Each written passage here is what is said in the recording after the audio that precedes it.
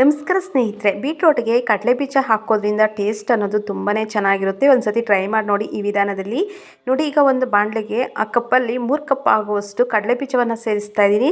ನೀವು ಬೇಕಾದರೆ ಪುಡಿ ಇನ್ನೂ ಜಾಸ್ತಿ ಕ್ವಾಂಟಿಟಿಯಲ್ಲಿ ಮಾಡಿಕೊಂಡು ಅನ್ನಕ್ಕೆಲ್ಲ ಮಿಕ್ಸ್ ಮಾಡಿಕೊಂಡು ತಿನ್ಬೋದು, ಇಲ್ಲಾಂದರೆ ಸ್ಟೋರೇಜು ಸಹ ಮಾಡ್ಕೊಳ್ಬೋದು.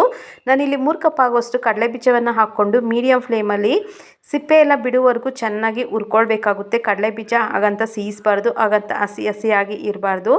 ನೋಡಿಕೊಂಡು ಮೀಡಿಯಮ್ ಫ್ಲೇಮ್ ಇಟ್ಕೊಂಡು ಚೆನ್ನಾಗಿ ಕಲರ್ ಚೇಂಜ್ ಆಗೋವರೆಗೂ ಚೆನ್ನಾಗಿ ಹುರ್ಕೊಳ್ಬೇಕಾಗುತ್ತೆ. ಸಿಪ್ಪೆ ಎಲ್ಲ ಬಿಡಬೇಕು. ಒಂದೆರಡು ಕಾಳು ಬಾಯಲ್ಲಿ ಹಾಕ್ಕೊಂಡು ತಿಂದು ನೋಡಿದ್ರೂ ಹಸಿ ಸ್ಮೆಲ್ಲೆಲ್ಲ ಹೊರಟೋಗಿರಬೇಕು. ಆ ರೀತಿಯಾಗಿ ಹುರ್ಕೊಳ್ಬೇಕಾಗುತ್ತೆ ಕಡಲೆ ಬೀಜವನ್ನು.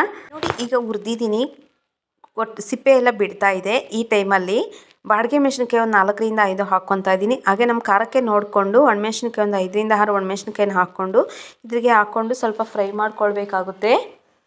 ಮೆಣಸಿನ್ಕಾಯಿ ಬಿಸಿ ಆಗೋವರೆಗೂ ಚೆನ್ನಾಗಿ ಫ್ರೈ ಮಾಡ್ಕೊಳ್ಬೇಕು. ಲಾಸ್ಟಲ್ಲಿ ಹಾಕ್ಕೊಂಡು ಫ್ರೈ ಮಾಡ್ಕೊಂಡ್ರೆ ಆಯಿತು. ಸುಮ್ಮನೆ ಹಾಗೆ ಬೆಚ್ಚಗೆ ಆದರೆ ಸಾಕಾಗುತ್ತೆ. ಖಾರ ಅನ್ನೋದು ಹೊಡೆಯೋದಿಲ್ಲ ಅದರಿಂದ. ಹಾಗೆಯೇ ಈಗ ನೋಡಿ, ಅದೆಲ್ಲ ಒಂದು ಆರದ ಮೇಲೆ ಜಾರಿಗೆ ಸೇರಿಸ್ಕೊಂಡು ಹಾಗೆ 1 ಗಡ್ಡೆ ಆಗುವಷ್ಟು ಬೆಳ್ಳುಳ್ಳಿಯನ್ನು ಸೇರಿಸ್ಕೊತಾ ಇದ್ದೀನಿ. ಹಾಗೆಯೇ ರುಚಿಗೆ ತಕ್ಕಷ್ಟು ಉಪ್ಪನ್ನು ಸೇರಿಸ್ಕೊತಾ ಇದ್ದೀನಿ. ಇಷ್ಟನ್ನು ಸೇರಿಸ್ಕೊಂಡು ತರ್ತರಿಯಾಗಿ ಪೌಡ್ರ್ ರೀತಿಯಾಗಿ ರುಬ್ಕೊಂಡು ಬರಬೇಕು. ನೀರೇನು ಹಾಕ್ಕೊಳ್ಬಾರ್ದು, ಪೌಡ್ರ್ ರೀತಿಯಾಗಿ ಮಿಕ್ಸಿಗೆ ಹಾಕ್ಕೊಂಡು ಬಂದರೆ ಆಯಿತು. ಈಗ ನೋಡಿ, ಆ ಕಪ್ಪಲ್ಲಿ 1 ಕಪ್ ಆಗುವಷ್ಟು ಎಣ್ಣೆನ ಸೇರಿಸ್ತಾ ಇದ್ದೀನಿ ಒಂದು ಬಾಣಲಿಗೆ.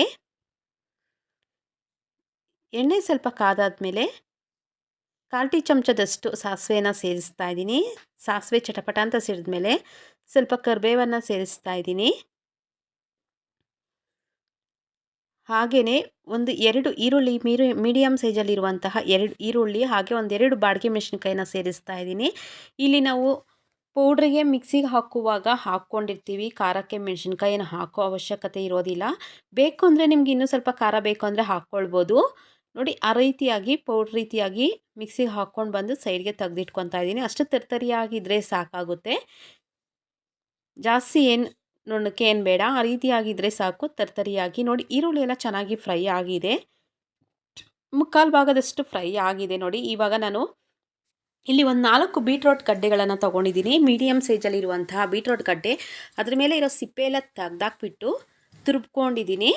ರುಬ್ಬಿಟ್ಟು ಹಾಕ್ಕೊತಾ ಇದ್ದೀನಿ. ಈಗ ರುಚಿಗೆ ತಕ್ಕಷ್ಟು ಉಪ್ಪನ್ನು ಸೇರಿಸ್ಕೊತಾ ಇದ್ದೀನಿ. ಉಪ್ಪು ಹಾಕಿರ್ತೀವಿ ಪೌಡ್ರಿಗೆ, ಕಡಲೆ ಬೀಜದ ಪೌಡ್ರಿಗೆ. ಇದಕ್ಕೆ ನೋಡಿಕೊಂಡು ಚಿಕ್ಕದಾಗಿ ಸ್ವಲ್ಪ ಉಪ್ಪನ್ನು ಸೇರಿಸ್ಕೊಳ್ಬೇಕಾಗುತ್ತೆ. ಸೇರಿಸ್ಕೊಂಡೆಲ್ಲ ನೀಟಾಗಿ ಒಂದು ಸತಿ ಮಿಕ್ಸ್ ಮಾಡ್ಕೊಳ್ಬೇಕು. ಈ ರೀತಿಯಾಗಿ ಕಡಲೆ ಬೀಜ ಹಾಕೋದ್ರಿಂದ ತುಂಬಾ ಟೇಸ್ಟಿಯಾಗಿರುತ್ತೆ. ಹಾಗೆ ನನ್ನ ಚಾನಲನ್ನು ಫಸ್ಟ್ ಟೈಮ್ ಯಾರೆಲ್ಲ ನೋಡ್ತಾ ಇದ್ದೀರಾ ಒಂದು ಸಬ್ಸ್ಕ್ರೈಬ್ ಮಾಡಿ, ಹಾಗೆ ಬೆಲ್ಲೈಕನನ್ನು ಕ್ಲಿಕ್ ಮಾಡಿ. ನಾನು ಹಾಕೋ ವಿಡಿಯೋ ಮೊದಲು ನೋಟಿಫಿಕೇಷನ್ ಆಗಿ ನಿಮಗೆ ಬರುತ್ತೆ. ಹಾಗೆ ಒಂದು ಲೈಕ್ ಮಾಡಿ.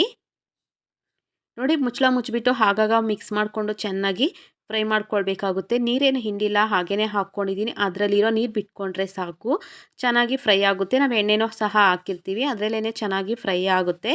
ಎಲ್ಲ ಚೆನ್ನಾಗಿ ಫ್ರೈ ಆದಮೇಲೆ, ಬೆಂದ ಮೇಲೆ ನೋಡಿ ಚೆನ್ನಾಗಿ ಬೆಂದಿದೆ. ಇವಾಗ ನೋಡಿಕೊಂಡು ನಮಗೆ ಲಾಸ್ಟಲ್ಲಿ ಸ್ಟವ್ ಆಫ್ ಮಾಡಿಬಿಟ್ಟು ಈ ಪೌಡ್ರನ್ನು ಹಾಕ್ಕೊಂಡು ನಮಗೆ ನೋಡಿಕೊಂಡು ಎಷ್ಟು ಬೇಕಾಗುತ್ತೋ ಅಷ್ಟು ಪೌಡ್ರನ್ನು ಹಾಕ್ಕೊಂಡು ನೀಟಾಗೆಲ್ಲ ಮಿಕ್ಸ್ ಮಾಡ್ಕೊಂಡ್ರೆ ಆಯಿತು.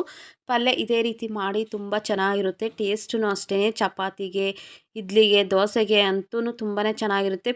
ಪೂರಿಗೆ, ಚಪಾತಿಗೆ ಹೇಳೋ ಮಾತೇ ಇಲ್ಲ ಆಗಿರುತ್ತೆ. ಪಲ್ಯ ತಿನ್ನಲ್ಲ ಅಂದರೂ ಸಹ ಈ ರೀತಿ ಮಾಡ್ಕೊಳ್ಳಿ, ತುಂಬಾ ಚೆನ್ನಾಗಿರುತ್ತೆ. ಟೇಸ್ಟೂ ಅಷ್ಟೇ. ನಾವು ತಿನ್ನೋದೇ ಇಲ್ಲ ಬೀಟ್ರೋಟು ಅನ್ನೋರು ಸಹ ಇಷ್ಟಪಟ್ಟು ತಿಂತಾರೆ. ಒಂದು ಸತಿ ಟ್ರೈ ಮಾಡಿ ನೋಡಿ. Thank you for the watching.